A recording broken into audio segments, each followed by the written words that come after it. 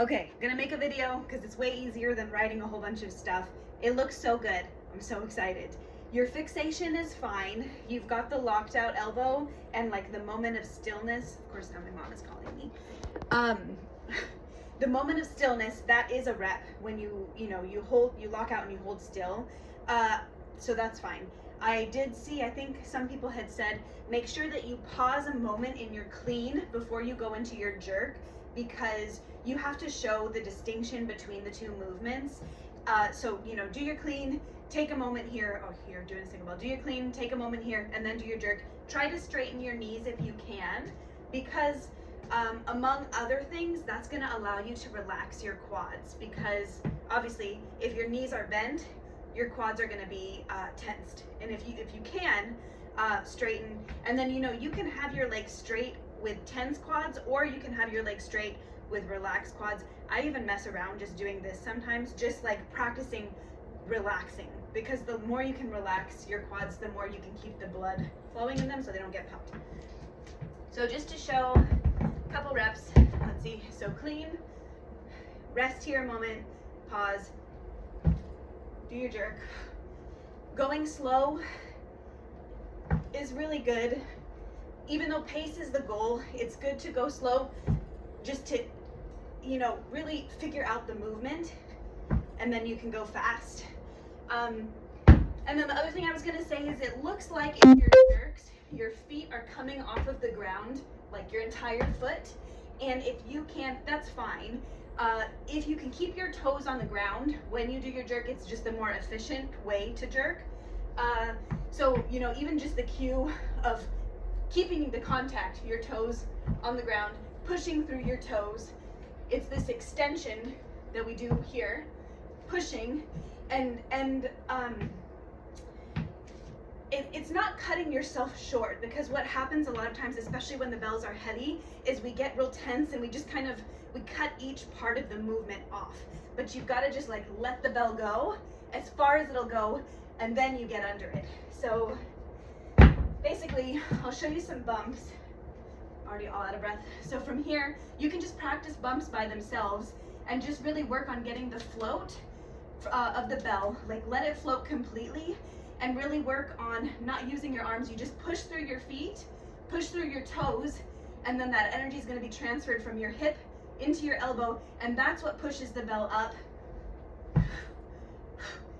And just keep your toes on the ground, like pushing. I feel like pushing through your toes is a good cue. And just extending. Let your body extend all the way instead of cutting it off, which is more like this. You know what I mean? Pause long cycle is also a really good drill. I'll just show that, I guess. Basically just a broken down long cycle where you take a couple breaths in each part of the movement. I think I just made a video about this, but so clean, rest a moment here, bump, catch, take a couple breaths, stand up, take another couple breaths, and you can do that for time as well.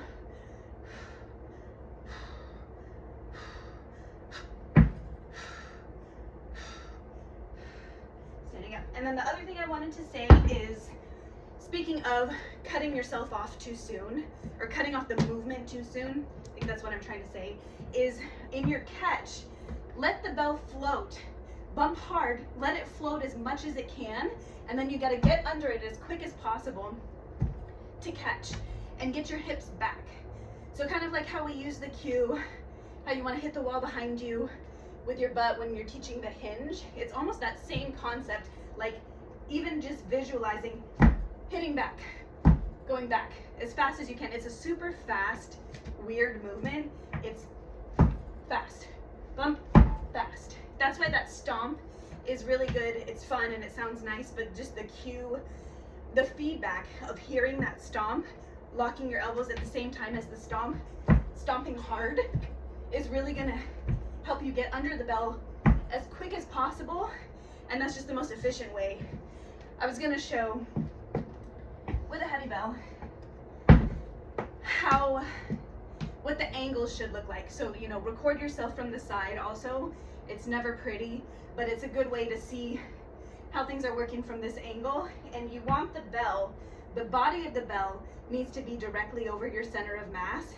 And I actually almost lean forward a little bit in my jerk, and then my hips are back so that it's balanced on both sides. So it's, you know, the distribution is equal on both sides of the bell, but the bell is right on top of me. I don't know if that makes sense, but see if I can show. So if you can see from here, my hips are back.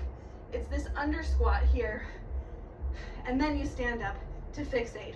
If you really focus on getting that under squat and getting your hips back, I think it's going to feel a lot nicer, and you're not cutting off the movement.